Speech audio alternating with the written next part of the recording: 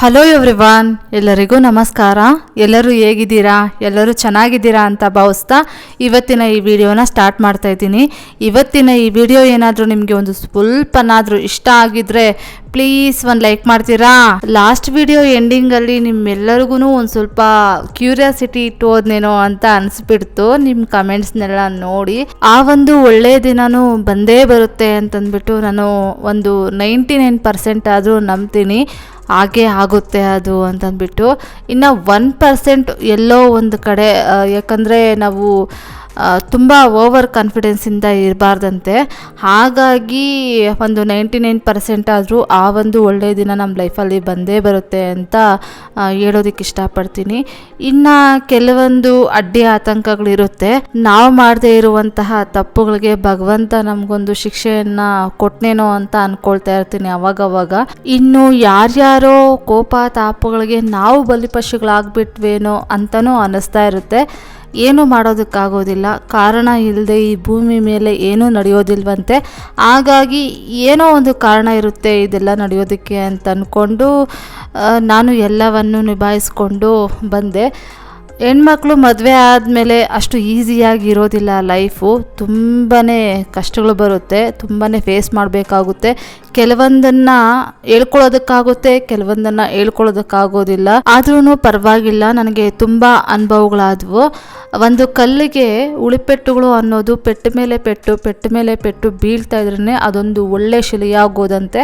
ಹಾಗಾಗಿನೇ ನನಗೂ ಅಷ್ಟೇ ಕಷ್ಟಗಳ ಮೇಲೆ ಕಷ್ಟಗಳು, ಕಷ್ಟಗಳ ಮೇಲೆ ಕಷ್ಟಗಳು ಬಂದಿದ್ರಿಂದ ನನಗೊಂದು ಒಳ್ಳೆ ಅನುಭವಗಳಾಯಿತು ಅಂತ ಅಂದ್ಕೊಳ್ತೀನಿ. ಇನ್ನು ನನ್ನ 8 ವರ್ಷದ ಕನಸು ಏನು ಅಂತಂದರೆ, ನಮ್ಮ ಮದುವೆ ಆದ ಹೊಸದ್ರಲ್ಲಿ ನಮ್ಮ ಮನೆಯವ್ರಿಗೆ ಒಂದು ಸ್ವಲ್ಪ ಹೆಲ್ತ್ ಇಶ್ಯೂಸ್ ಆಯಿತು. ಆವಾಗ ನಾನು ತಿರುಪತಿ ತಿಮ್ಮಪ್ಪನಿಗೆ ಹರಕೆ ಹೊತ್ಕೊಂಡಿದ್ದೆ. ಇವರು ಹೆಲ್ತ್ ಇಶ್ಯೂಸ್ ಎಲ್ಲ ಚೆನ್ನಾಗಾಗಿ ಇವರು ಚೆನ್ನಾಗಾದರು ಅಂತಂದರೆ ನಾನು ಬೆಟ್ಟ ಹತ್ಕೊಂಡು ಬಂದು ನಿನ್ನ ದರ್ಶನ ಮಾಡ್ತೀನಪ್ಪ ಅಂತಂದ್ಬಿಟ್ಟು ಹರಕೆ ಹೊತ್ಕೊಂಡಿದ್ದೆ. ಆದರೆ ಆ ಹರಕೆನ ತೀರ್ಸೋದಕ್ಕೇ ಆಗ್ತಾ ಇರಲಿಲ್ಲ. ಎಷ್ಟೆಷ್ಟೋ ಪ್ರಯತ್ನ ಪಡ್ತಾ ಇದ್ದೆ, ಆಗ್ತಾನೇ ಇರಲಿಲ್ಲ. ಅದೇನೋ ಹೇಳ್ತಾರಂತಲ್ವಾ, ತಿರುಪತಿ ತಿಮ್ಮಪ್ಪನ ನೋಡೋದಕ್ಕೆ ನಾವಾಗೇ ನಾವು ಹೋಗೋದಕ್ಕಾಗೋದಿಲ್ವಂತೆ. ಅವರು ನಮಗೆ ಒಂದು ಕರೆಯೋಲೆಯನ್ನು ಕೊಟ್ರೇ ನಾವು ಹೋಗೋದಕ್ಕಾಗೋದಂತೆ. ಹಾಗಾಗಿನೇ 2 ಇಯರ್ಸ್ ಬ್ಯಾಕೇನೋ 2023 ಅನ್ಕೊತೀವಿ, ಆವಾಗ ಹೋಗಿದ್ವಿ. ಆವಾಗ ಬೆಟ್ಟ ಹತ್ತೋದಕ್ಕಾಗಲೇ ಇಲ್ಲ. ಆವಾಗೂ ಬೆಟ್ಟ ಹತ್ತೋಣ ಅಂತಲೇ ಎಲ್ಲ ಪ್ರಿಪ್ರೇಷನ್ ಮಾಡ್ಕೊಂಡು ಹೋದ್ವಿ. ಆವಾಗ ನಮ್ಮ ಜೊತೆ ನಮ್ಮ ಮನೆಯವರು ಬೆಟ್ಟ ಹತ್ತೀನಿ ಅಂತಂದ್ಬಿಟ್ಟು ಬಂದಿದ್ದರು. ಆವಾಗ ನಮ್ಮ ಮನೆಯವ್ರ ಕೈಯಲ್ಲಿ ಬೆಟ್ಟ ಹತ್ತೋದಕ್ಕಾಗಲಿಲ್ಲ, ಅವ್ರಿಗೆ ಕಾಲು ನೋವು ಬಂದುಬಿಡ್ತು ಅಂತ ಹೇಳಿದ್ರು. ಸರಿ ಆಯಿತು ಅಂತಂದ್ಬಿಟ್ಟು ಡೈರೆಕ್ಟಾಗಿ ದರ್ಶನ ಮುಗಿಸ್ಕೊಂಡು ಬಂದುಬಿಟ್ವಿ. ಈ ವರ್ಷ ನೀವು ಬೇಡ, ನಿಮ್ಮ ಕೈಯಲ್ಲಿ ಆಗೋದಿಲ್ಲ ಅಂತಂದ್ಬಿಟ್ಟು ಅವ್ರನ್ನ ಡೈರೆಕ್ಟಾಗಿ ರೂಮ್ ಕಳಿಸ್ಬಿಟ್ವಿ. ಇನ್ನು ನಾವು ಇಲ್ಲಿ ನಾನು ನನ್ನ ತಮ್ಮನ ವೈಫು 3 ಜನ ಸೇರಿಕೊಂಡು ಬೆಟ್ಟ ಹತ್ತೋದಕ್ಕೆ ಸ್ಟಾರ್ಟ್ ಮಾಡ್ಕೊಂಡ್ವಿ. ಮೊದಲಿಗೆ ಎಲ್ಲರೂ ಹೇಳ್ತಾಯಿದ್ರು ನನಗೆ, 7 ಬೆಟ್ಟ ಹತ್ತಿ ಇಳಿಬೇಕು, ನಿನ್ನ ಕೈಯಲ್ಲಿ ಆಗೋದಿಲ್ಲ, ಕಷ್ಟ ಅಂತಂದ್ಬಿಟ್ಟು ಹೇಳ್ತಾಯಿದ್ರು. ಆದರೆ ನನಗೆ ಸುಮಾರು ಒಳಗಡೆ ಅದೇ ಹೇಳಿದ್ನಲ್ವಾ, ಕೆಲವೊಂದನ್ನು ಹೇಳ್ಕೊಳ್ಳೋದಕ್ಕಾಗುತ್ತೆ, ಕೆಲವೊಂದನ್ನು ಹೇಳ್ಕೊಳ್ಳೋದಕ್ಕಾಗೋದಿಲ್ಲ ಆ ಕಷ್ಟಗಳನ್ನ ಅಂತಂದ್ಬಿಟ್ಟು. ಹೇಳ್ಕೊಳ್ದೇ ಇರುವಂತಹ ಕಷ್ಟಗಳು ಸುಮಾರಷ್ಟಿತ್ತು. ನನಗೆ ಆ ಕಷ್ಟಗಳನ್ನೆಲ್ಲ ನೆನೆಸ್ಕೊಂಡು ತುಂಬಾ ಹತ್ತುಬಿಟ್ಟೆ. ಬೆಟ್ಟ ಹತ್ತಬೇಕಾದ್ರೆ ಮತ್ತು ತಿರುಪತಿ ತಿಮ್ಮಪ್ಪನ ದರ್ಶನ ಮಾಡಬೇಕಾದ್ರೆ ಅಳ್ತಾನೇ ಇದ್ದೆ. ನನ್ನ ತಮ್ಮ ಅಂತೂ ನಾನು ಅಳ್ಳೋದನ್ನ ನೋಡಿಬಿಟ್ಟು, ಅಂದರೆ ದರ್ಶನ ಆದಮೇಲೆ ಅಳ್ಳೋದನ್ನು ನೋಡಿಬಿಟ್ಟು, ನಿನಗೆ ಸರಿಯಾಗಿ ದರ್ಶನ ಆಗಲಿಲ್ವಾ ಅಂತಂದ್ಬಿಟ್ಟು ಕೇಳ್ದ. ಇಲ್ಲ, ಎಲ್ಲ ನನ್ನ ಕಷ್ಟಗಳನ್ನೆಲ್ಲ ತಿಳ್ಕೊಂಡು ಆ ಅಪ್ಪನ ಮುಂದೆ ತುಂಬಾ ಕಣ್ಣೀರು ಹಾಕ್ಕೊಂಡ್ಬಿಟ್ಟೆ. ಇನ್ನು ಈ ವರ್ಷವೂ ಒಂದು ಸ್ವಲ್ಪ ಭಯದಿಂದನೇ ತಿರುಪತಿವರೆಗೂ ಹೋದ್ವಿ. ಯಾಕಂದರೆ ನನಗೆ ಅನಿಸ್ತಾ ಇತ್ತು, ಲಾಸ್ಟ್ ಟೈಮ್ ಹೋದಾಗೂ ಅಷ್ಟೆಲ್ಲ ಪ್ರಿಪ್ರೇಷನ್ ಮಾಡ್ಕೊಂಡು ಹೋದ್ವಿ, ಆದರೆ ಬೆಟ್ಟ ಹತ್ತೋದಕ್ಕಾಗಲಿಲ್ಲ. ಈ ವರ್ಷ ಏನಾಗುತ್ತೋ ಏನೋ ಅಂತ ಅಂದ್ಕೊಂಡು ಹೋದೆ. ಆದರೆ ಆರಾಮ್ಸೆ ನಾನು ಬೆಟ್ಟ ಹತ್ತದೆ. ಇಲ್ಲಿ ಅಲಿಪಿರಿ ಮೆಟ್ಲುಗಳಿದೆ ಅಲ್ವಾ, ಇಲ್ಲಿ ಬಂದು ಪೂಜೆ ಸಾಮಾನೆಲ್ಲ ತಗೊಂಡು ಇಲ್ಲಿ ಶಂಖ ಚಕ್ರ ನಾಮ ಇರುತ್ತೆ. ಈ ಶಂಖ ಚಕ್ರ ನಾಮಕ್ಕೆ ಪೂಜೆಯನ್ನು ಮಾಡಿಕೊಂಡು ತೆಂಗಿನಕಾಯಿ ಎಲ್ಲ ಬಡಿದು ಇನ್ನು ಸ್ಟೆಪ್ಸ್ ಹತ್ತೋದಕ್ಕೆ ಸ್ಟಾರ್ಟ್ ಮಾಡ್ಕೊಂಡ್ವಿ. ನೋಡ್ತಾ ಇರ್ಬೋದು, ನನಗಂತೂ ಸಿಕ್ಕಾಪಟ್ಟೆ ಖುಷಿ ಆಗ್ತಾಯಿತ್ತು. ಖುಷಿಯಿಂದನೇ ನಾನು ಮೆಟ್ಲುಗಳನ್ನು ಹತ್ತುತ್ತಾ ಇದ್ದೆ. ಯಾಕಂದರೆ ನನಗಿದು 8 ವರ್ಷದ ಕನಸಾಗಿತ್ತು.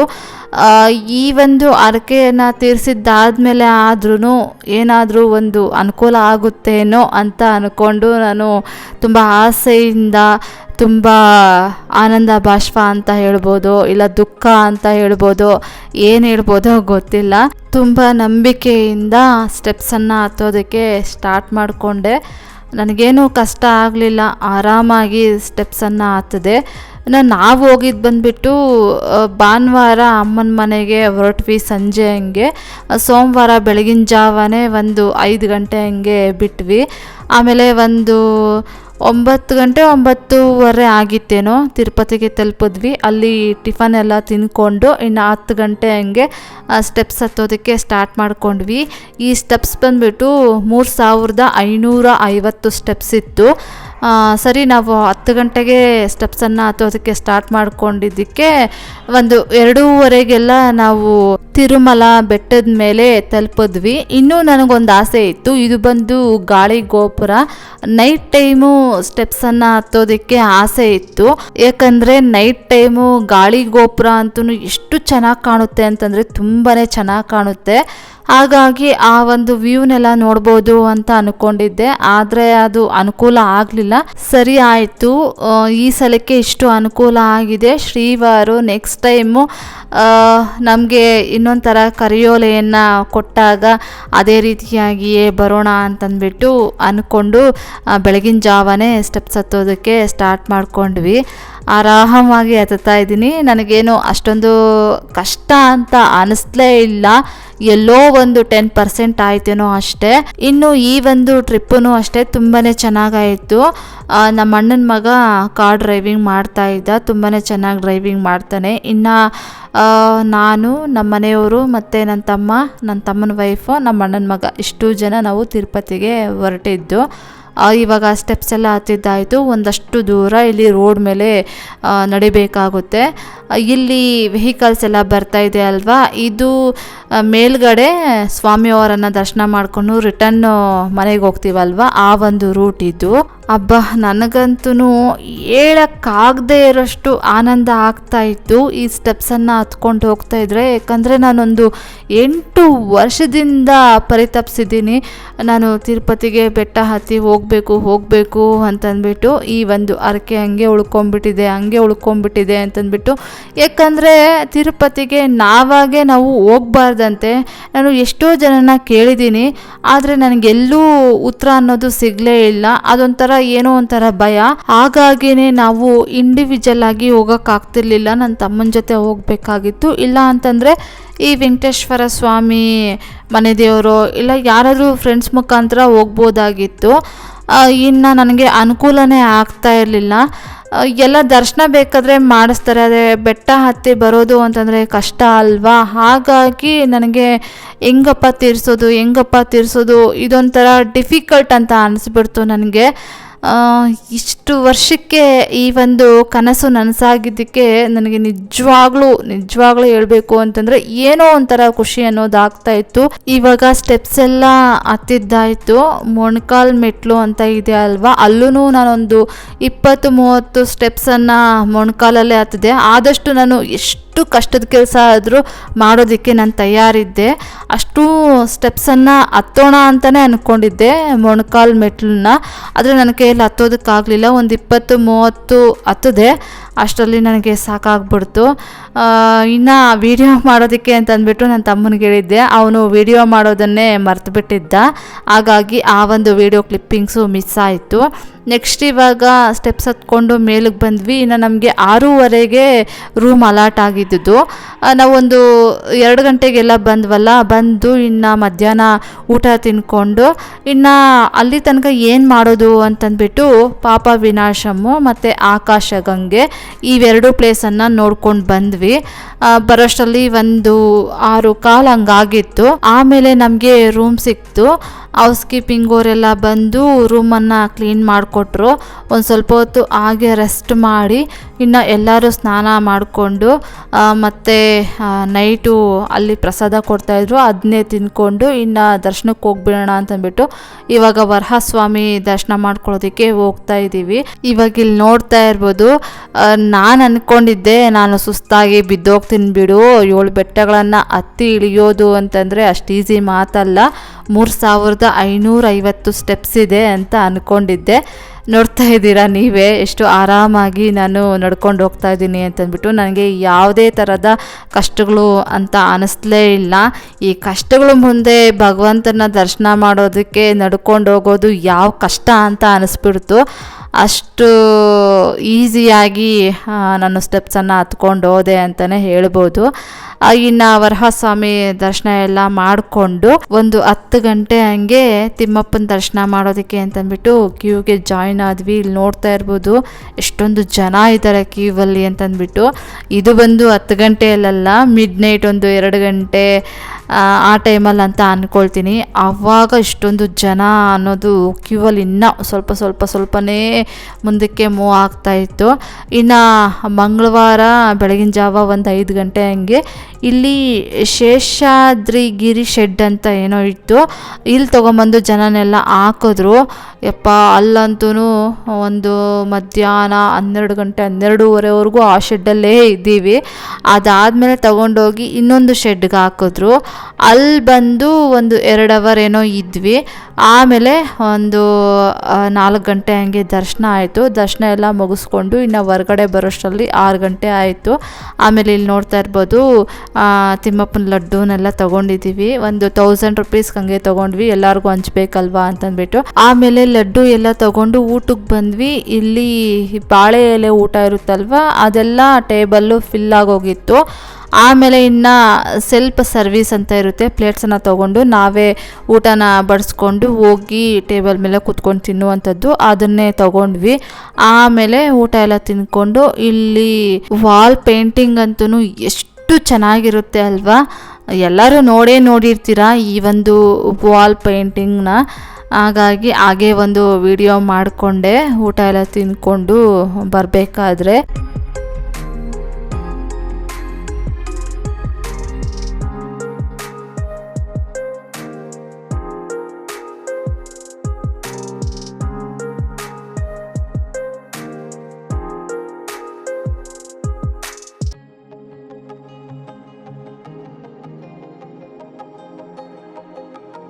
ನೆಕ್ಸ್ಟು ಊಟ ಎಲ್ಲ ತಿಂದ್ಕೊಂಡು ರೂಮಿಗೆ ಬರೋಷ್ಟರಲ್ಲಿ ಒಂದು 8 ಗಂಟೆ ಹಂಗೆ ಆಗಿಬಿಟ್ಟಿತ್ತು. ಇನ್ನು ನಮಗೆ 24 ಅವರ್ಸು ರೂಮ್ ಟೈಮಿಂಗ್ ಮುಗ್ದೋಗಿತ್ತಲ್ವ. ಮತ್ತೆ ಬಂದು ಪಾಪ ಕೇಳಿದ್ದಕ್ಕೆ ಅವರು ಸರಿ ಆಯಿತು, ಇವತ್ತು ನೈಟು ರೆಸ್ಟ್ ಮಾಡಿ ನಾಳೆ ಮಾರ್ನಿಂಗ್ ಒಂದು 8 ಗಂಟೆ ಹಂಗೆ ಕೀ ಕೊಟ್ಬಿಡಿ ಅಂತ ಹೇಳಿದ್ರು. ಸದ್ಯ ಅಪ್ಪ ಪುಣ್ಯಾತ್ಮ ಅಂತ ಅಂದ್ಕೊಂಡು ರೂಮ್ಗೆ ಹೋದ್ವಿ. ಆಮೇಲೆ ಫ್ರೆಶ್ ಅಪ್ ಆಗಿ ನೆಕ್ಸ್ಟ್ ಒಂದು 9:30 ಹಂಗೆ ಇಲ್ಲೆಲ್ಲ ತಿರುಮಲ ಎಲ್ಲ ಓಡಾಡೋಣ ಅಂತ ಹೊರಗಡೆ ಬಂದ್ವಿ. ನಮ್ಮ ಮನೆಯವರು, ನಮ್ಮ ಅಣ್ಣನ ಮಗ ಅವರು ಮಲಗಿಬಿಟ್ರು. ಫುಲ್ಲು ಟೈರ್ಡ್ ಆಗಿತ್ತು ಅಂತಂದ್ಬಿಟ್ಟು ಅವರು ಮಲಗಿಬಿಟ್ಟಿದ್ರು. ಇನ್ನು ನಾನು, ನನ್ನ ತಮ್ಮನ ವೈಫ್ 3 ಜನ ಇಲ್ಲಿ ರೌಂಡಿಂಗ್ ಅಂತ ಬಂದಿದ್ದೀವಿ. ಏನಾದರೂ ತಗೊಳ್ಳೋಣ. ಆಮೇಲೆ ಅಗರಬತ್ತಿ ಎಲ್ಲ ತೊಗೊಳ್ಬೇಕಾಗಿತ್ತು. ಅಗರಬತ್ತಿ ಮತ್ತು ಒಂದು ಸ್ವಲ್ಪ ಶೋ ಪೀಸಸ್ಸು ಏನಾದರೂ ಚೆನ್ನಾಗಿದ್ದರೆ ಶಾಪಿಂಗ್ ಮಾಡೋಣ ಅಂತಂದ್ಬಿಟ್ಟು ಇಲ್ಲಿ ಬಂದಿದ್ದೀವಿ. ತಿರುಮಲದಲ್ಲಂತೂ 24 ಅವರ್ಸೂ ಜನ ತುಂಬ ರಶ್ ಆಗೇ ಇರ್ತಾರಲ್ವ. ಇವಾಗ ಇಲ್ಲಿ ನೋಡ್ತಾ ಇರ್ಬೋದು ಒಂದು 10:30 ಮೇಲೆ ಆಗಿರುತ್ತೆ, ಇನ್ನೂ ಎಷ್ಟೊಂದು ಜನ ಇದ್ದಾರೆ ಅಂತಂದ್ಬಿಟ್ಟು. ನಾವಿಲ್ಲಿ ಅಗರಬತ್ತಿಯನ್ನು ತೊಗೊಂಡು ಹೋಗೋಣ, ಮತ್ತು ಧೂಪ ಸಿಕ್ಕಿದ್ರೆ ಧೂಪ ಇವೆಲ್ಲ ತೊಗೊಂಡು ಹೋಗೋಣ ಅಂತಂದ್ಬಿಟ್ಟು ಈ ಕಡೆ ದೇವಸ್ಥಾನದ ಕಡೆಗೆ ಬಂದಿದ್ದು. ಇನ್ನು ಇಲ್ಲಿ ಅಗರಬತ್ತಿ ಎಲ್ಲ ತೊಗೊಂಡು ಧೂಪ ಎಲ್ಲ ಖಾಲಿ ಆಗೋಗ್ಬಿಟ್ಟಿತ್ತು. ಇನ್ನು ಕಲ್ಯಾಣಿ ಹತ್ರ ಬಂದು ಹಾಗೆ ಒಂದು ವಿಡಿಯೋ ಕ್ಲಿಪ್ಪಿಂಗ್ಸನ್ನು ಮಾಡಿಕೊಂಡು ಇನ್ನೇನಾದರೂ ನಮಗೆ ಶಾಪಿಂಗ್ ಮಾಡೋದಕ್ಕೆ ಇಷ್ಟ ಆಗುವಂತಹ ಐಟಮ್ಸ್ ಏನಾದರೂ ಸಿಕ್ಕಿದ್ರೆ ತೊಗೊಂಡು ಹೋಗೋಣ ಅಂತಂದ್ಬಿಟ್ಟು ಈ ಕಡೆಗೆ ಬಂದ್ವಿ. ನಾನು ಒಂದಷ್ಟು ಮನೆಗೆ ಶೋ ಪೀಸಸ್ಸನ್ನು ತಗೊಂಡಿದ್ದೀನಿ. ಇಲ್ಲಿ ನಾನು ಯಾವ ಒಂದು ಶೋ ಪೀಸಸ್ಸನ್ನು ತೊಗೊಂಡಿರ್ಬೋದು ಅಂತಂದ್ಬಿಟ್ಟು ಕಮೆಂಟ್ ಬಾಕ್ಸಲ್ಲಿ ಕಮೆಂಟ್ ಮಾಡಿ. ಹಾಗೆ ನನಗೆ ಈ ಆಂಧ್ರದಲ್ಲಿ ಕೊಂಡಪಲ್ಲಿ ಬೊಂಬೆಗಳು ಅಂತ ಇರುತ್ತೆ, ಅದು ವುಡ್ ಬೊಂಬೆಗಳು. ಆ ಒಂದು ಬೊಂಬೆಗಳು ನನಗೆ ತುಂಬ ಇಷ್ಟ ಆಗುತ್ತೆ. ಅಂದರೆ ನಮ್ಮ ಕರ್ನಾಟಕದಲ್ಲಿ ಬಂದುಬಿಟ್ಟು ಚನ್ನಪಟ್ಟಣದ ಬೊಂಬೆಗಳು ಅಂತಾರಲ್ವ, ಆ ಥರ ಬೊಂಬೆಗಳು. ಆ ಥರದನ್ನು ಕೇಳಿದ್ರೆ ತುಂಬ ಕಾಸ್ಟ್ಲಿ ಹೇಳ್ತಾಯಿದ್ರು. ಹಾಗಾಗಿ ಒಂದು ಪೀಸ್ ಏನೋ ಸಿಕ್ತು, ಅದೊಂದನ್ನು ತಗೊಂಡೆ. ಅದು ವುಡ್ ಬೊಂಬೆ ಅಲ್ಲ ಅಂತ ಅಂದ್ಕೊಳ್ತೀನಿ. ನೆಕ್ಸ್ಟ್ ಇನ್ನು ಮೇಲ್ಗಡೆಗೆ ಬರ್ತಾಯಿದ್ದೀವಿ. ಈ ಕಡೆಗೆ ಯಾಕೆ ಬರ್ತಾಯಿದ್ದೀವಿ ಅಂತಂದರೆ, ನಾವು 2 ಇಯರ್ಸ್ ಬ್ಯಾಕ್ ಹೋಗಿದ್ವಲ್ವ, ಆವಾಗ ಇಲ್ಲಿ ಮೇಲ್ಗಡೆ ನಮಗೆ ರೂಮ್ ಸಿಕ್ಕಿದ್ದು. ಅದನ್ನೇ ನೆನಪಿಸ್ಕೊಂಡು ಈ ಕಡೆ ಹಂಗೆ ಒಂದು ರೌಂಡು ವಾಕ್ ಮಾಡ್ಕೊಂಡು ಹೋಗೋಣ ಅಂತ ಅಂದ್ಬಿಟ್ಟು ಮೇಲ್ಗಡೆಗೆ ಬರ್ತಾಯಿದ್ದೀವಿ. ಇಲ್ಲಿ ನೋಡ್ತಾ ಇರ್ಬೋದು, ಇದು ಬಂದುಬಿಟ್ಟು ಎಂಟ್ರೆನ್ಸ್ ಹತ್ರನೇ ಪಾರ್ಕ್ ಇರುತ್ತಲ್ವ, ಆ ಒಂದು ಪಾರ್ಕ್ ಇದು. ಪಾರ್ಕ್ಗಿಂತನೂ ಮೇಲಕ್ಕೆ ನಮಗೆ ರೂಮ್ ಸಿಕ್ಕಿದ್ದು ಲಾಸ್ಟ್ ಟೈಮು. ಈ ಸಲ ಅಂತೂ ತುಂಬ ನಿಯರ್ ಇತ್ತು ಅಂತಲೇ ಹೇಳ್ಬೋದು. ಈ ಕಡೆ ಯಾರೂ ಜನನೇ ಇರಲಿಲ್ಲ. ಅಲ್ಲಿ ದೇವಸ್ಥಾನದ ಹತ್ರ ಅಂತೂ ತುಂಬ ಜನ ಇರ್ತಾರೆ. ಇಲ್ಲಿ ಒಂದು ಸ್ವಲ್ಪ ಇವಾಗ ಒಂದು 11 ಗಂಟೆ ಆ ಟೈಮ್ ಆಗಿರುತ್ತೇನೋ ಅಂತ ಅಂದ್ಕೊಳ್ತೀನಿ. ಹಾಗಾಗಿ ಅಷ್ಟೊಂದು ಜನ ಏನೂ ಇರಲಿಲ್ಲ. ಇನ್ನು ಇಲ್ಲಿ ಮೇಲ್ಗಡೆ ಆರ್ಚ್ ಹತ್ರ ಬರ್ತಾ ಇದ್ದೀವಿ. ಇಲ್ಲೊಂದು ಹಾಗೆ ವಿಡಿಯೋ ಮಾಡ್ಕೊಂಡು ಹೋಗೋಣ ಅಂತಂದ್ಬಿಟ್ಟು, ಇದೊಂಥರ ಮೆಮೊರಬಲ್ಲು. 2 ಇಯರ್ಸ್ ಬ್ಯಾಕು ನಾನು ಸ್ವಲ್ಪನೇ ವಿಡಿಯೋ ಮಾಡ್ಕೊಂಡಿದ್ದೆ, ಅದು ಯೂಟ್ಯೂಬಲ್ಲಿದೆ. ಅದು ಯಾವಾಗ ಹೋಗಿದ್ವಿ, ಯಾವ ಡೇಟಲ್ಲಿ ಹೋಗಿದ್ವಿ ಅಂತೆಲ್ಲ ನಾವು ತಿರುಪತಿಗೆ ಹೋಗೋದಕ್ಕಿಂತ ಮುಂಚೆನೇ ನೋಡಿ ನೆನಪಿಸ್ಕೊಂಡ್ವಿ. ಇನ್ನು ಈ ಒಂದು ಆರ್ಚ್ ಅಂತೂ ಎಷ್ಟು ಚೆನ್ನಾಗಿರುತ್ತಲ್ವ. ಒಟ್ಟಾರೆಯಾಗಿ ಹೇಳಬೇಕು ಅಂತಂದರೆ ಅಲ್ಪಿರಿ ಮೆಟ್ಲು ತಿರುಪತಿಗೆ ಎಂಟ್ರೆನ್ಸ್ ಆಗಿದ ತಕ್ಷಣವೇ ಏನೋ ಒಂಥರ ಒಂದು ಪಾಸಿಟಿವ್ ವೈಬ್ಸ್ ಅಂತಲೇ ಹೇಳ್ಬೋದು. ಅಷ್ಟು ಚೆನ್ನಾಗಿರುತ್ತೆ ಮೈಂಡು, ಮನಸ್ಸು ಎಷ್ಟೊಂದು ಚೆನ್ನಾಗಿರುತ್ತೆ ಅಲ್ವಾ. ಅಲ್ಲಿ ನಮ್ಮ ಮನೆಯವ್ರಿಗೆ ಹೇಳಿದೆ, ನಾನು ವಯಸ್ಸಾದ ಕಾಲಕ್ಕೆ ಇಲ್ಲಿ ಬಂದು ನಾನು ಸ್ವಾಮಿಗಳ ಸೇವೆಯನ್ನು ಮಾಡಿಕೊಂಡು ಇಲ್ಲೇ ಇದ್ಬಿಡ್ತೀನಿ ಅಂತ ಹೇಳಿದ್ದಕ್ಕೆ ನಮ್ಮ ಮನೆಯವ್ರು ಇದ್ಕೊಂಡು, ಮತ್ತು ಆವಾಗ ನಾನೇನು ಮಾಡಲಮ್ಮ ಅಂತಂದ್ಬಿಟ್ಟು ಹೇಳಿದ್ರು, ನೀವು ಬನ್ನಿ ಇಬ್ಬರು ಸೇರಿಕೊಂಡು ಸ್ವಾಮಿಗಳ ಸೇವೆಯನ್ನು ಮಾಡೋಣ, ಇನ್ನೇನಿದೆ ಈ ಜೀವನದಲ್ಲಿ ಅಂತಂದ್ಬಿಟ್ಟು ಹೇಳಿದೆ. ಹೌದು, ಅದು ಒಂದು ಒಪ್ಪುವಂಥ ಮಾತೆ, ಹಂಗೆ ಮಾಡೋಣ ಬಿಡು ಅಂತಂದ್ಬಿಟ್ಟು ಹೇಳಿದ್ರು.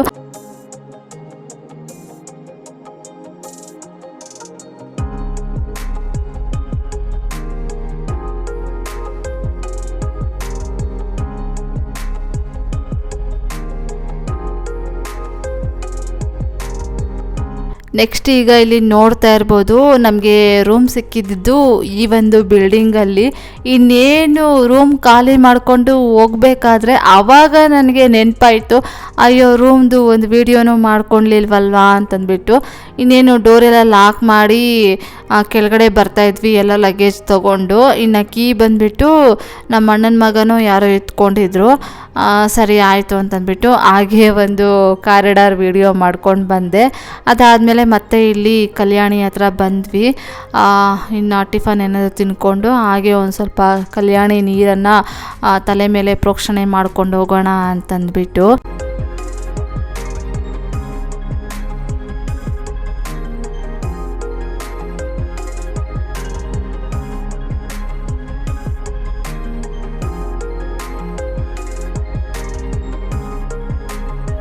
ನೆಕ್ಸ್ಟ್ ಈಗ ಟಿಫನ್ ಎಲ್ಲ ತಿಂದಿದ್ದಾದಮೇಲೆ ನೆಕ್ಸ್ಟ್ ಆಮೇಲೆ ಶ್ರೀವಾರಿ ಪಾದಗಳನ್ನು ನೋಡ್ಕೊಂಡು ಹೋಗೋಣ ಅಂತಂದ್ಬಿಟ್ಟು ಇಲ್ಲಿ ಬೆಟ್ಟದ ಮೇಲೆ ಇನ್ನೊಂದು ಪ್ಲೇಸ್ಗೆ ಬಂದಿದ್ದೀವಿ. ಇಲ್ಲಂತೂ ಬೆಟ್ಟದ ಮೇಲೆ ಅದೆಷ್ಟು ಪ್ಲೇಸಸ್ ಇದೆ ಅಂತಂದರೆ ತುಂಬಾ ಜಾಸ್ತಿ ಇದೆ ಅಂತ ಹೇಳ್ಬೋದು. ಫಸ್ಟೇ ನಾವು ಪಾಪ ವಿನಾಶಮ್ಮು ಆಕಾಶಗಂಗೆ ನೋಡಿದ್ವಿ. ಸೆಕೆಂಡ್ ಡೇ ದರ್ಶನ ಎಲ್ಲ ಆಯ್ತಲ್ವ, ಅವತ್ತೇನೂ ಓಡಾಡೋದಕ್ಕಾಗಲಿಲ್ಲ. ಬುಧವಾರ ದಿನ ಬೆಟ್ಟದ ಮೇಲೆ ಒಂದಷ್ಟು ಪ್ಲೇಸಸನ್ನು ನೋಡಿಕೊಂಡು ಮುಂದೆ ಒಂದು ಪುಣ್ಯಕ್ಷೇತ್ರಕ್ಕೆ ಹೋಗೋಣ ಅಂತಂದ್ಬಿಟ್ಟು ಶ್ರೀವಾರಿ ಪಾದಗಳನ್ನ ನೋಡಿದ್ದಾಯಿತು. ಅಲ್ಲಿ ವಿಡಿಯೋಸ್ ಏನೂ ಅಲೋ ಮಾಡೋದಿಲ್ಲ. ನೆಕ್ಸ್ಟ್ ಇವಾಗ ಶಿಲಾ ತೋರಣಕ್ಕೆ ಬಂದಿದ್ದೀವಿ. ಇಲ್ಲಿ ಕಲ್ಲಿನಿಂದ ನ್ಯಾಚುರಲ್ ಆಗಿ ತೋರಣ ಥರ ಫಾರ್ಮ್ ಆಗಿದೆ.